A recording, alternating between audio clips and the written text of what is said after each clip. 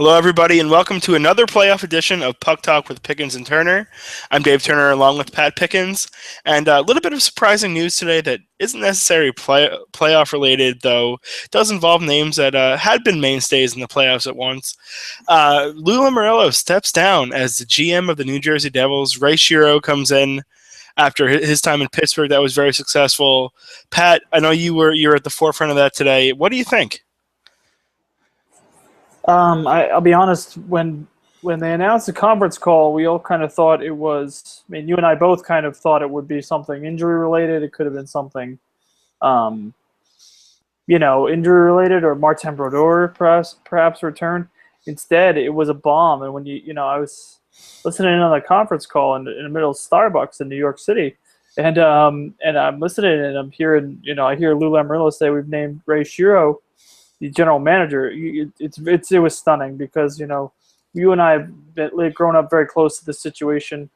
We don't. I mean, to think of Lou Lamoriello as fallible, first off, is one thing, but to consider him, obviously we've talked a lot about it, both on air and off. I think that the game has passed him by quite a bit.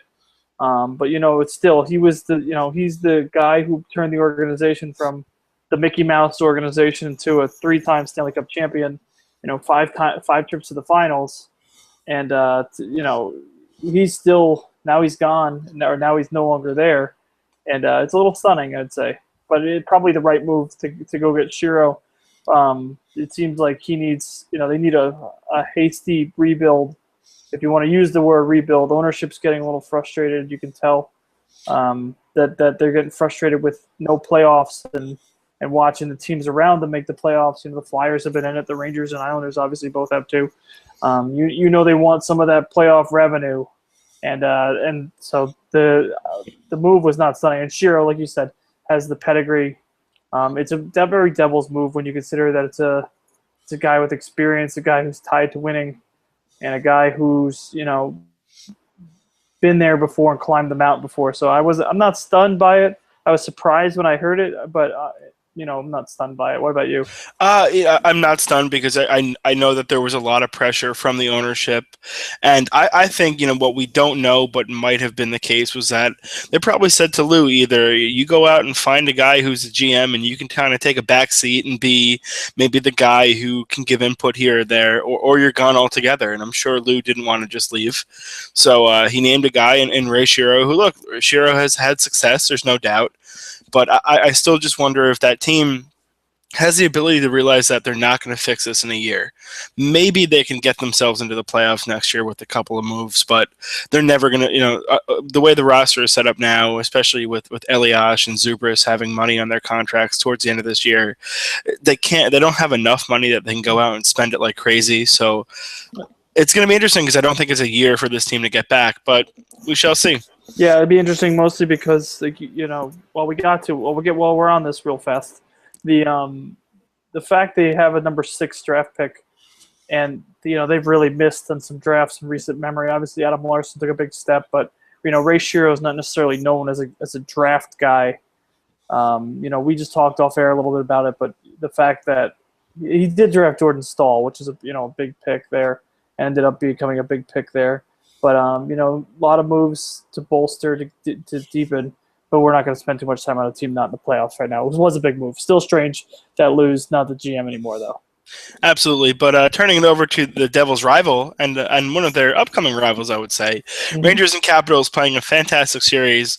We saw Game 3 where Braden Holtby and the Capitals defense blocked 27 shots. So defensively as a whole, you're really seeing the Barry Trotz system come into play now, where this is a team that's doing things defensively that they never ever would have done in years past. And for me, look, I still think the Rangers are going to win it in 7 as I picked it, but look, the Caps are a very different team than they were in years past. I would say they're a very different team even from the start of the season. You watch them buy into Trotz's system, you mentioned, and I noticed it. I was at the first 2 games of the series, covering it pretty closely. Mike Green has just been a difference maker defensively, and I honestly can't believe I'm saying this, but he's been very good defensively. The Caps' physical game has been tough for the Rangers to handle. The Rangers in the last series, Elaine Vano made a lot of comments about playing whistle to whistle with the Penguins and trying to keep it clean in that series. But the Capitals don't. I mean, they're content to goon it up. Maybe not goon it up. That might be a little strong, but to play that heavy, hard, make hard plays. Be hard on your forecheck. And you look at the play that Jay Beagle made tonight. It was a play behind the net where the goalie scored on Tuesday night or Monday night, I guess.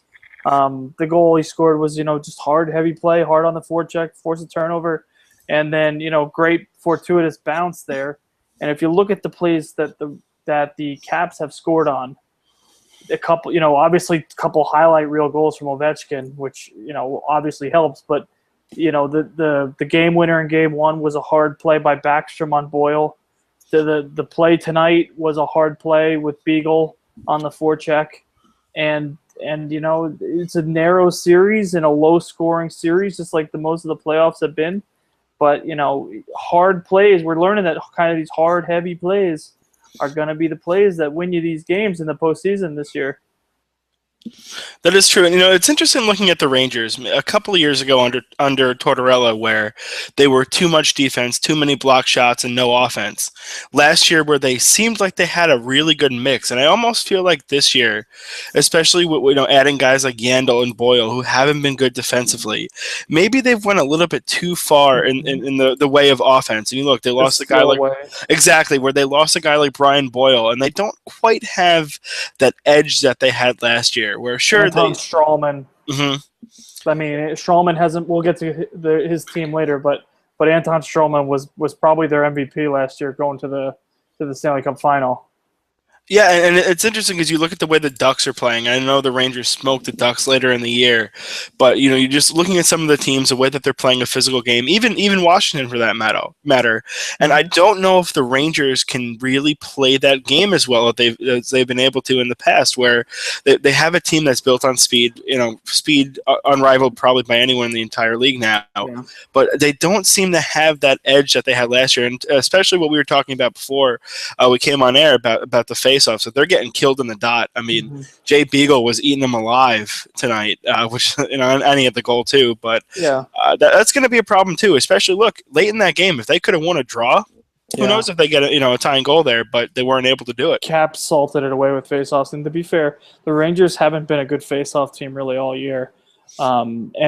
And it's little plays like that. The Caps have been a good play. You look at Nicholas Backstrom, and Barry Trotz said after game one or before game one that, Backstrom's game goes underappreciated, which is interesting to me because, Backstrom's in commercials, so he's a high-profile player in this NHL.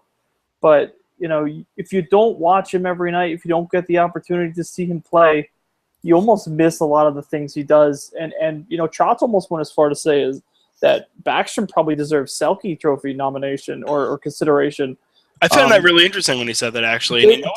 Didn't go that far as to say it's, said that those three guys, obviously Kopitar and Bergeron and Taves, you could do certainly worse than that, but it's interesting.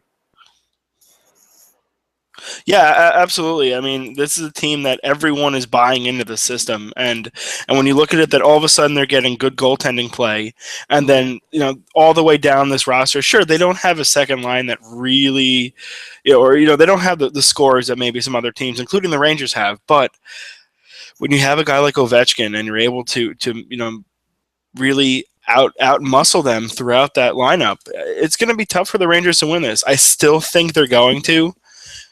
Because if it gets to a game 7, we know how good the Rangers have been in game 7s, especially against the Caps and Lundqvist too. Yeah, but I mean, game 4 could be the series. Absolutely, It could be. But you mentioned their second line, and the depth in goal scoring has been there though lately.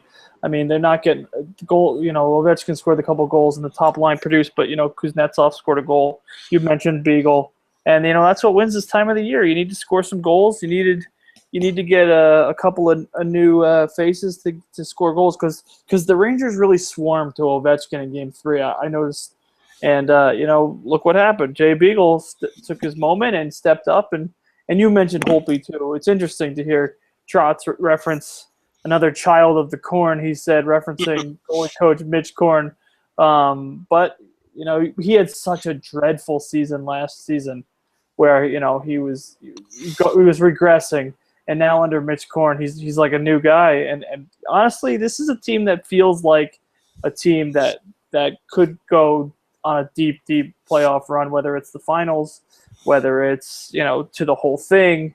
It just kind of feels like this is the opportunity for Washington. Yeah, I do.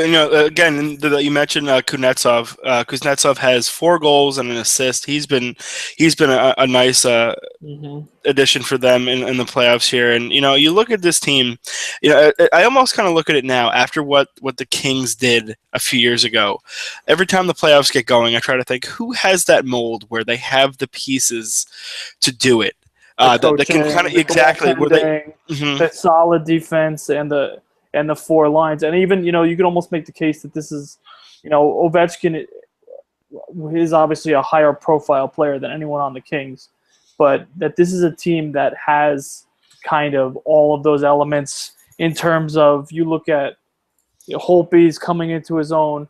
Their defense has, you mentioned it before with the block shots, but they were incredible in Game 3. They really were.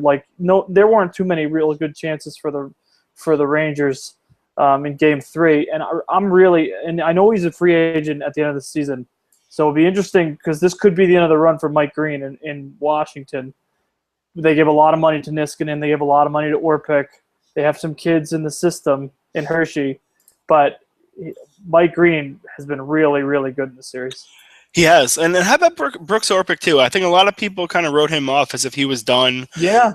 Because, he doesn't have enough speed to kind of play the quick pace of maybe some regular season games that the Caps used to play in and that, even the Penguins had wanted to play. But he's a big, heavy body that's built for playoff hockey. And he's been beating the hell out of Rick Nash. Yeah, yes, he has.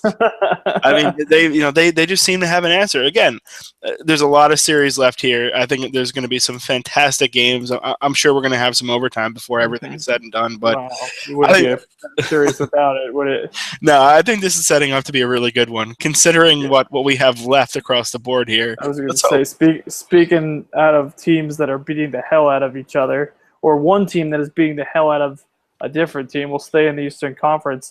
And the Tampa Bay Lightning, speaking of teams that look like they're going on deep playoff runs, have gone to Montreal, and Montreal for the second playoff year in a row has lost consecutive games on home ice in that bedlam that is the Bell Center. Dave, Tampa Bay takes a 2-0 lead with a rout of the Canadiens 6-2 on Sunday night. Dave, do we have any reason to believe that this series won't be a sweep? You know what? I think it is going to be a sweep. You look at this team, and this is the last time I'm going to mention this because I've said it quite a few times. The whole idea of learning to lose and learning to win. They had to work very hard against a Detroit team that a lot of people will say the Tampa Bay Lightning are much better than the Detroit Red Wings were this year. But they had to work for every bit of it. They got through that series. They got the series they wanted, a rematch with the Canadiens. They outlast them in a game 1. I don't want to hear about the whole the offside. Yeah, but look, Ben Bishop was able to hang tough after giving up a soft goal. And, if they're going to put up that many goals against Carey Price, which shouldn't happen every night, but considering that lineup, I think Tampa, maybe they're not a stifling defensive team. Maybe they don't have great goaltending. But, look, they can score, and they've got to be feeling really, really good about this series. Maybe Montreal gets one, but I think we could have a sweep here. I'm a little surprised, mostly because of how the series went. Mostly because if you watch that first period last night or Sunday night, whatever night it was really surprising to me because Anton Strowman was not great in that first period, and Montreal scored first. And you got the feeling like, well, okay, it looks like Montreal is going to kind of find an answer here for Tampa Bay because, how many times have we said that the Lightning dominated the Canadiens during the regular season. 5 wins in the regular season. Obviously, that incredible Game 1 with double overtime in which it was Kucherov had the game winner. But, then the Canadiens, the cavalcade to the box, and finally that Tampa Bay power play got something going there. Steven Stamkos gets on the board. And you were right. I mean, we talked about it a little bit last week when you consider that Tampa Bay could have been left for dead a few times in that Detroit series. You look at Game 4, in which they were just down and out, and then Tyler Johnson saved them, and then they lose that Game 5 on home ice, and they're staring elimination in the face, and then all of a sudden, they find a way to win that Game 6 in Detroit, go home, grind out a win in Game 7, and you had to think that finding that way to win that Game 7, because I think I might have said it on here that this kind of felt like that John Cooper was getting outfoxed, and you mentioned it actually that Babcock was out coaching Cooper, and that what are you supposed to do if you're Steve Yzerman and your team is getting out coached when you have a far superior team in Tampa Bay than you did in Detroit. And what happened was, they love to play him. They love to play for him, as they've proven. So many guys have played for them during the time in Syracuse in the American Hockey League, and they found a way to win, and now they're finding a way to get rolling. They've won 4 straight games. Yeah, absolutely, and I think that was really what the case was, is that they had a coach and a system with Babcock that was tough, and they got through it, and they learned a lot from that. And you know what? They're going to play a game here, and look, Montreal's going to come out hard. I don't expect Montreal to fold in Game 3, and Montreal might even score first, and that's where Tampa's going to have to dig deep, use what they learned from that series, where it doesn't matter if you're really the better team or everything says you should win, that every minute of playoff hockey is not going to be easy, unless you're the Anaheim Ducks, perhaps. Yeah, we'll get to them in a little bit, but it's just interesting to see the evolution of this team now. I mean, a guy like Kucherov is scoring. I mean, Johnson is becoming a household name. Yeah, he's been phenomenal. And look, Stamkos hasn't even been the guy, and that's a good thing because it means that they have depth. And look, and talk about Victor Hedman, who's been very good, and Strawman, who was a fantastic pickup. And look, this team is still young; they're still going to get better, but. I would be surprised if it does get back to Montreal, just because I think Montreal is the kind of team that if you get up early in Game 3 on them and put them away, I don't think they even put up a fight in Game 4. They just seem like a very mentally fragile team. Yeah, and you know what's interesting to me? You mentioned that, Dave, about being mentally fragile with Montreal, but isn't it interesting that there's so many hungry and kind of cast-off types in Tampa right now? I mean, obviously Stamkos with the star power, but you look at Filppula, who was a Stanley Cup champion in Detroit. You look at, guys, there are guys that are on the team that are kind of, star power type players, Hedman, but then there are guys that are like the cast-off types, the Ryan Callahan and the Brian Boyle, who you mentioned, or Anton Strawman, who you mentioned, who kind of made a name for himself in New York and then was cast aside. And Tyler Johnson wasn't even drafted. He was 5'9". He's 5'9" and didn't even get drafted. And now he's leading the entire postseason in goals. I mean, that is stunning to me that a kid he's from Washington State, so maybe not exactly the pedigree. And then he's 5'9", or listed at 5'9", so you can only imagine what he actually is. And you look at that. And how this kid is coming and making a superstar out of himself. The guy's unstoppable at this point. So it seems like this is, and you get Cooper, the guy without much pedigree too. Was a lacrosse coach and a lawyer before he became a head coach in the NHL. And so it's basically a bunch of guys, talented guys with chips on their shoulder, who are still embarrassed by getting swept out of the playoffs a year ago, and by Montreal, by the way. I think the interesting thing to note in those games 3 and 4 in Tampa will be that there will be a presence of Canadiens fans there too. And that was kind of a big moment last year in that series where there were so many people. And if you remember that Game 1, it was crazy. There were a lot of goals in that game. But Ben Bishop, we had a lot of question marks about Ben Bishop, and he has answered them. Yeah, he has. I still think he's kind of the guy who gives up a soft goal maybe one too many times for my liking. Sure. And especially if you're going to get into a series against either a Henrik Lundqvist or a Braden Holtby, assuming that Tampa does get, that does scare me about him. But I think if you look at Game 1 as a kind of microcosm of himself, where he gives up the bad goal, but he's able to hang in there. And I think that's a big thing, is that, look, he could have folded, he could have given up a goal right after that, and he didn't. Mhm. And you know what? I don't necessarily know if he's ever going to even need to stand on his head. As long as he's good enough. I mean, look, if he gives, if he's given up 2 or fewer goals, chances are Tampa Bay is winning every single one of those games, if Well, that's the case. So, now, but it's going to be down the road where the goaltender is going to have to be better. But the other thing too is, and this is why he was such a question mark, was because all of the nerves that come with playing playoff hockey, with the environment and the crowd and all that stuff. And he pitched a shutout in Game 7. There's not too many goalies that have done that before. So I think he's fine. yeah, I think he's certainly been good enough. Also, just to note, Andre Palat was a 7th round pick. Mm-hmm. Yeah, so it's just amazing that this team is a bunch of late round picks, and then even the guy in Jonathan Drouin who was picked high isn't even playing right now. That they have this Mm-hmm. mix of guys who have been kind of either cast off or maybe didn't necessarily fit in certain systems, and all of a sudden it's working down there. But hey, Yeah, when it works, for it works, sure. right? Yeah, Alex Killorn, former 3rd-round pick too. Yeah. Remember what we said at the trade deadline? Those hit like what 17% of those guys hit and stick in the NHL, right? Mm-hmm.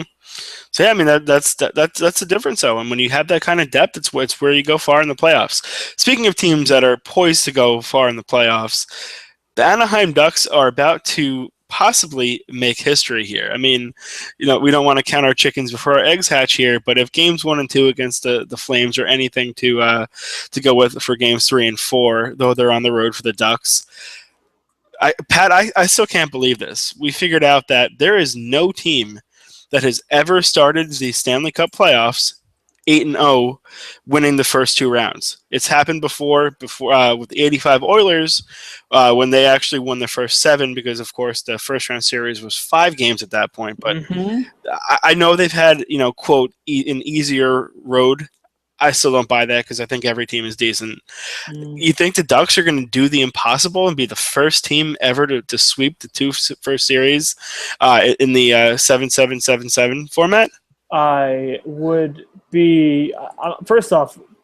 Let me start by saying that when we discussed this question, first off, those Oilers did actually win 9 games in a row to start the playoffs, and let's be fair here. They scored 11 goals in the 8th win in a row in the what was the Campbell Conference final there.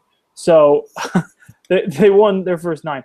But like you said, no team has won in consecutive sweeps to start a postseason, which surprised me because I thought for sure that the '94 Rangers had done it, but then you correctly fixed that they had won in 5 in the second round.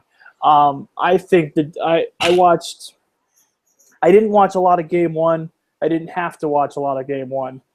I watched basically the second half of Game 2 on Monday. DVR'd it and watched it Game 2, and this is like men playing against boys. The Ducks and Flames series. The Flames, to me, look terrified of the puck, like it's a hot potato or a grenade's going to go off when they possess the puck. Or what's really going to happen? They're going to get hammered by a heavy player and it forced into a turnover. You look at the run that Perry and Getzlaf are on right now. I mean, Perry is on another planet at this point. He had 11. He had 11 points in 5 games entering Game 2 in Anaheim, and then he put 3 more points up in Game 2. So he's at 14 points in 6 playoff games, which is ungodly. He's got to be the front runner for the Conn Smythe at this point. Their goaltending is fine. Frederik Andersen didn't have to make a lot of saves, but it looks like he's going to be the guy of the future here because, Gibson had a little spotty shakiness, and assuming Anderson's healthy, which has obviously not been a guarantee the last couple of years here, it seems like he's going to be the guy. Now, what does that mean? It means they played 2 excruciatingly overmatched teams. The Jets, and to be fair, the Jets were in every game, and the Ducks had the magic in the third period and overtime. They scored 10 goals in the third period and overtime in those first 4 games. But the Flames just looked completely overmatched. Like I said, they're trying to use the stretch pass to create offense and get into the zone, but the Ducks are basically just shutting it down in the neutral zone, forcing turnovers, and countering the other way. And there's no real. I mean, Calgary needs to possess the puck and have some kind of offensive zone time so they can cycle. But we all know that's not their game. Their game, because look at the possession numbers. They were fourth worst in possession numbers throughout the year. So this has basically been a team that's done it with third period goals and somehow smoke and mirrors. But it looks like they're finally meeting their match. And Ryan Kessler's been really, really good in this series. They got him to be really, really good this time of the year. And Bruce Boudreau's never been out of the second round, and he's halfway there, and I don't think they're going to even sweat on their way to this conference final. Yeah, I don't either, and maybe it's because they really haven't played anyone. Winnipeg did give them a good series, but it is Winnipeg and Calgary. I almost get the feeling from Calgary, and again, not that I'm in their room or in their minds like that, but you almost get the feeling from that team that they're happy to be here, that they're happy to make the playoffs, they're happy to have beaten Vancouver, a rival in the first round, and all of a sudden they meet this team who's the bully and who's going to throw them around the ice for 60 minutes every night. And they seem kind of disinterested. It was the kind of thing where like they thought maybe that they could come in and run and gun on them, and all of a sudden the Ducks say, no, we're going to put 4 lines on you that are going to absolutely hammer you all night. And that's kind of what it is, where it's like the other lines go out there and they play so physical that finally the Getzlaff Perry line gets out there that also is physical but has the unbelievable scoring touch, along with Maroon too, who by the way is fantastic. And Bolesky and Kessler and all that, but it's like, they grind them, and then they have the skill on top of it. You talk about another team that has the kind of makeup like the Kings, and I think the Ducks, who are very happy the Kings aren't there, almost fit that mold as well, because they have the young goaltender that seems to be finding his stride now finally, and he's healthy. Hopefully it stays that way for that case. But I mean, look, this team is deep at center. They're scoring all over. Maroon finally seems like they've been kind of trying to find a guy for that first line, and he seems to be fitting there. And look, this is a team that they're probably going to play. We'll get to Chicago, Minnesota in a second, but looks like it's going to be Chicago, and I don't think they're afraid of anyone right now, the Ducks, because everything's working for them. You can't really be, and you know what you mentioned? You talk about needing to learn how to win. I mean, if these last 2 years haven't been just the blueprint for how to do it. I mean, you lose a 7-game series where in consecutive years, you lose 7-game series on home ice in consecutive years. First in the first round to Detroit, and then in the second round to the Kings in a series that they were right up into there to the end a year ago, and then they got bashed on their home ice. And I mean, good on the Ducks management for going out and getting a guy like Kessler. And their young defensemen have taken steps up. But Hampus Lindholm, scored a pretty big goal to make it a 2-0 game in game 2. And it's pretty remarkable to see how this team has kind of evolved. Now, to be fair, and to your point, the tournament's really opened up for them. You mentioned the Kings are not there. The Sharks are not there. They're playing a team in Calgary that is, like you said, it's basically just learning how to play and learning how to even be in the playoffs. Coaching aside, Bob Hartley is obviously, playoff seasoned, but he's coached some teams that have been happy to be there before, and it feels like he's in that boat again.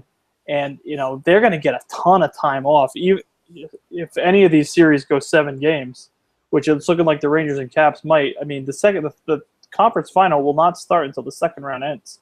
So it looks like they're going to get a lot of time off. And this time of the year, having time off is just invaluable. Yeah, as much as people say that it makes you a little bit less sharp because you've been off for too long, I don't buy that, because everyone is nursing injuries. Whether it's on an injury report or not, everyone is banged up. Just to have a few days to relax and to just to not think about hockey, to have some time with your family. That's a big thing mentally as well, that you're able to kind of relax in between series and then really kind of get yourself set for your next opponent, and that's huge. Look, the Ducks look like a freight train right now. The other real interesting thing about that is it gives the coach an opportunity to kind of embrace the conference final? Because he's never been there. And it feels like he should have at this point when you look at the teams he's coached through the years in Washington and in Anaheim. But, I mean, if they take it home, I mean, listen, the Red Mile is going to be crazy in Calgary in the coming days. But to me, you know, you almost have to root for Bruce Boudreau just because he's such a character, just in the of that Barry Trotz mold, where they both kind of say what's on their mind. They're not really concerned, and they've been so close for so long that you almost have to kind of like and root for those guys. But you know, we'll see. You know, there's a chance for Calgary. I don't think there's much of a chance for Calgary, but you know, good for the fans up there to get the opportunity and get that Red Mile. They've had a great year. Yeah, they have, and it's a team we're going to hear from in the future. Yeah. Now, the final series is one for me that I thought would have been a little bit different. Still a chance for it to turn around. Chicago Blackhawks and Minnesota Wild. Chicago, who seems like they might have some chinks in their armor in some places, they still just find a way to win. I mean, the goaltending situation was a little weird for them in the first round series against Nashville, but you know, that's just what this team does. And Joel Quenneville kind of has his finger on the pulse of this team at all times. He knows every move to make. And they're up 2-0. And, you know, I thought Minnesota would give them a series. I still think they can. They do have 2 games at home, and I wouldn't be surprised if they win a game 3, and then all of a sudden you get into a pivotal game 4. But the fact that Minnesota was able to beat them both games there, I think says a lot, because Minnesota came in flying really high after that win. Pat, what do you think? Is this going to be a quick series? Or do you think Minnesota has enough to get back into this one? You know, I picked the Blackhawks to win the Cup this year because this feels like the end. There's an urgency to it. There's a bunch of guys who are free agents. Brad Richards, you know, Vermette, Timonen, who's not even played much. You mentioned the chinks in their armor. Crawford was average for the 2 games he played in the first round. And then Darling became very average. They look very shaky defensively. And, you know, that first round series with Nashville kind of exposed a lot of things. And you know what? Maybe we sold Nashville a little low because they gave the Hawks everything they wanted in that first round series. But, you know, I'm amazed to watch Chicago do this because, you know, the defense isn't quite as stout as it's been in past years. You look at Duncan Keith struggled at points. Michael Roosevelt has been caught flat-footed a number of times. Kimmo Timonen is barely even playing at this point, so they're basically rolling 5 defense. But, you know, when you have – and the goaltending was a disaster. And they blew a 3-0 lead in game 1 of the series, and it's just like, well, ho-hum, we're going to do this because we're the Blackhawks. And it's led by Kane, and it's led by Taves, and it's led – I think Toivo Teravainen has been, you know, fantastic. There's not a superlative enough to say for some of the plays that kid has made. He set up the goal by Sharp on Sunday night that made it a 2-goal game and kind of took the wind out of Minnesota's sails. And they're finding holes on Dubnyk. They're getting on-man rushes.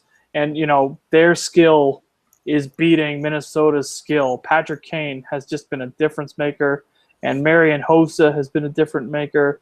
And Jonathan Taves, as always, has been a difference maker.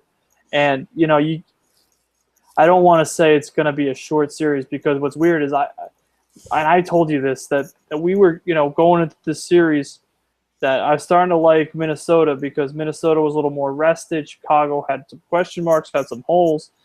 I don't think it's going to be a short series. I think it could go 6. I think it could go 7. But it's not looking good. Minnesota must win game 3. And you're almost starting to get the vibe that crest, whenever the Wild see it, it's just like, you know, it's kryptonite or it's voodoo or whatever it is, but they can't seem to beat that crest this time of the year, that Blackhawk crest. No, but then again, not that many teams, not the Los Angeles Kings, have been able to do that. True, you're right. It's interesting looking at this series, and I think there's a couple players that have stood out to me. I think Brandon Saad is really becoming a nice player. You see him starting to do all the little things. I almost liken him to Kawhi Leonard with the Spurs, where you have this guy who grows up in a system that it just allows him to flourish, and all of a sudden he's the guy who they can kind of count on a night when maybe some of the other guns aren't doing well. But also Marian Hossa, in the twilight of his career, just the way that he's been back checking, and he's, it seems like he has a sense of urgency, maybe not only for his team but for his career as well, that he's doing everything out there. And what's remarkable too about him is that he was so cast as selfish. And I was thinking about this, earlier in the day or earlier in the week, that he was cast as selfish. Think about all the teams he was on. Mm-hmm. He went Atlanta. He went, he went Detroit and Pittsburgh in those consecutive years, and he was cast as this sulker, this selfish player, and then he signs in Chicago, and all of a sudden he's like this otherworldly, both two-way player. This was a playmaker, a goal scorer for a selfish player the first half of his career, and now all of a sudden he's this two-way guy who's he's invincible, and he's going to play the next 20 years still at this incredibly high level. And you mentioned the defense, and it's incredible because he's bought in, and he's just this completely different player than he was growing up. He is, and that's just a product of that system where guys buy in, and that's the important thing this time of year, is that every guy is buying in, and we see the teams that it's working with, and we see the teams that maybe it isn't. But no, for me, looking at the series, though, I still think the difference is Devin Dubnyk. He got them there, the Minnesota Wild. He got them back into playoff contention because he was good.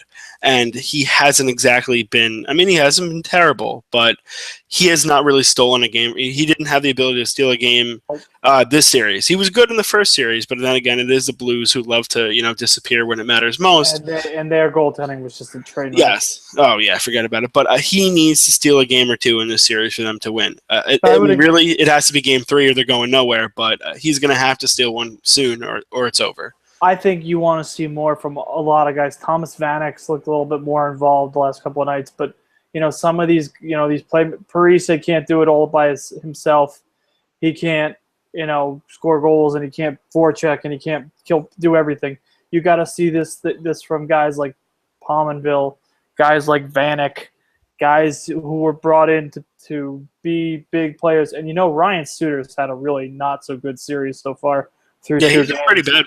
He's been pretty average and pretty bad. He had a really, really rough game, too, where he gave up the chance on the first goal, and he was on the ice for all 3 goals. So, you want to see the goaltender, you want to see better, but they need their horse, their, $90 million defenseman to be a shutdown guy if they're going to keep going at it. And, this is a big year. They rebounded nicely to reach this level where they, made it to the second round, going nowhere. But this is 2 years. This would be 3 years in a row to the Blackhawks, 2 years in a row in the second round, and there aren't too many excuses this year. No, and especially because, Chicago is looked at right now as being vulnerable. Maybe they're not. Who knows? They could be. I picked them to win the Cup. So did you. So, I guess maybe we don't think they're that vulnerable. But no, it's more of a benefit of the doubt type thing because there was no real dominant team this year. Yeah, absolutely. But at the same point, if you look at Minnesota, they spent a lot of money on Vanek. They spent a lot of money on guys through the years, Suter and Parise. And, we've been talking about this a lot. We'll talk about it more after they go out, too. The fact that there's not a lot more that the general manager and the coach can do. It's going to be on the players at some point. Yeah, it is. And they're still growing up. There are some guys, Zucker and Coyle and Granlund are all young players. And some of the defensemen are young, but it's getting to be time for them here. Yeah, it is. I mean, for them to make those moves and to kind of reinvigorate the fan base and have, these the last 2 years winning two playoff series. Of course, Game 7 against Colorado last year, and then beating the Blues this year. I think the expectations are high, and that's why Mike Yeo was almost fired Yeah. in the middle of this year with all the Hmm. things that went on, because I think they expect more. And sure, it's Chicago, who's this unmovable force in the playoffs, but at some Hmm. point they're going to have to do it, or they're going to have to, maybe consider blowing this team up, because just like St. Louis, I mean, sure, you can have a great team that makes the playoffs every year, but the success has to be there. I don't think they're ready for that yet, but this could be like one more year. Put them on watch, you know. Yeah, I think they're at least a year away from that, but Yeah. So, what are you looking forward to in the coming days here, Dave? Obviously, by the time we record again, are there going to be any playoffs series going? I think Rangers Caps is destined for 7. I'm going to stick with Rangers in 7. I think Tampa's going to be quick. Maybe Calgary can get the Ducks in it. I could see it in Game 4, where the Ducks, kind of blow them out of the water in Game 3 and say, "Hey, we took your best shot," and then maybe the Ducks kind of thinking, "All right, we got this," and letting their guard down. But other than that, I mean, maybe Minnesota makes it a game, but that all hinges on Game 3. Yeah. I don't know. It would be a shame if we have one series going more than 4, but that could be the case. I still think Minnesota's going to show a little pride here, steal a game, at least one. The crowd's been great in Minnesota. I watched the clinching game with St. Louis, and it was fantastic. So you got to think that they're going to have a little pride here and show a little poise and win a game. The other two, I think Anaheim for sure is a sweep. I think, I think Montreal gets one, and they get it back to Bell Center. But Tampa Bay better not mess around a little bit here. I mean, like you said, I think there's some merit to them as a fragile team mentally, but they still have the best goalie on earth, probably the MVP of the whole league. They still have a skilled playmaker like Max Pacioretty and a goal scorer in that type. And we might be talking about Michel Therrien's job here, because this is a team that has some skill, and that is potentially bowing out early with the MVP of the league and with an undisciplined team. I mean, we could talk about Brandon Prost a little bit more, but we don't have a lot of time. But that whole thing with him and the referees, I mean, that's not going to help out the Canadians either. No, that was ridiculous, actually, with him Yeah. complaining about the ref calling him names. I mean, really? It's interesting though, because if you watch the clip of it, Brad Watson did kind of initiate a lot of that, the yelling and screaming and verbiage.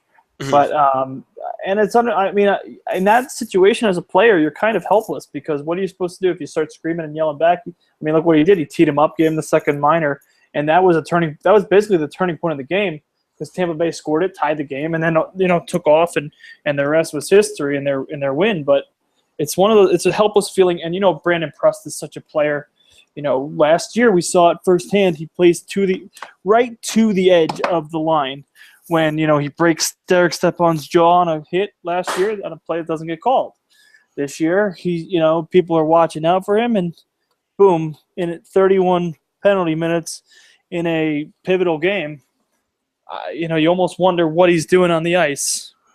Yeah, I think of all the Game 3s, I'm more interested about that one, just because I like to think that Montreal is a good enough team to do something and to not bow out, but I almost feel like it's on the verge of getting really ugly. I mean, look, Yeah. if Calgary goes out and loses the next 2 games by a combined 6 or 7 goals, it wouldn't surprise me, but if Montreal goes out and gets embarrassed the next 2 games, that looks really bad on them, because they're better than that. I mean, Tampa's a good team, Yeah. but you can't go out like that, especially for Montreal, who certainly believed that they could possibly be a cup contender. The way they played this year. Probably should have been, and probably they were the favorite as far as probably the All-Star break, and maybe even into that second half when it looked like it was going to be them and the Rangers, battling the Eastern Conference. And now it might not be either of them, as they're both kind of behind the 8 ball here. Hey, I'll take Caps Lightning as a series. That'd be a fun one. I would agree with that. The other thing is, if it is the Lightning and Rangers, the Lightning dominated the Rangers too. 3 straight wins there. I know it's a smaller sample than the Canadians and Lightning, but we mentioned the hungry players on Tampa Bay. There's a bunch of former Rangers in that boat when you look at Callahan, you look at Strawman, you look at Boyle, and those guys, you can bet that they want to stick it to their first to the GM, to the coach, to the organization that, deemed them unnecessary. Yeah, absolutely. That'll be a great storyline. I mean, look, a lot of things are going to unfold here. We seem to be confident in some of the things we think right now. Who knows? In a couple days, we could be very, very wrong. I mean, look, I'm the guy who picked the Ducks to lose in the first round, so it says a lot. But Pat, it was good talking to you, and we'll be back soon. Anything else you want to add? Yeah, just keep trying to sleep, people. I know it's tough with some of these overtime games. I was just yawning here a minute ago, but it's try to eat, try to sleep, and try to keep up on all the late night puck action that's going on both on the West and with all these overtimes. It's a fun time of the year. Absolutely. For Fat Pickens, I'm Dave Turner. It's another playoff edition of Puck Talk with Pickens and Turner. We'll be back at you, and we'll be covering lots of stuff as the action heats up here in round 2 and on to the round 3 and the finals. Good night.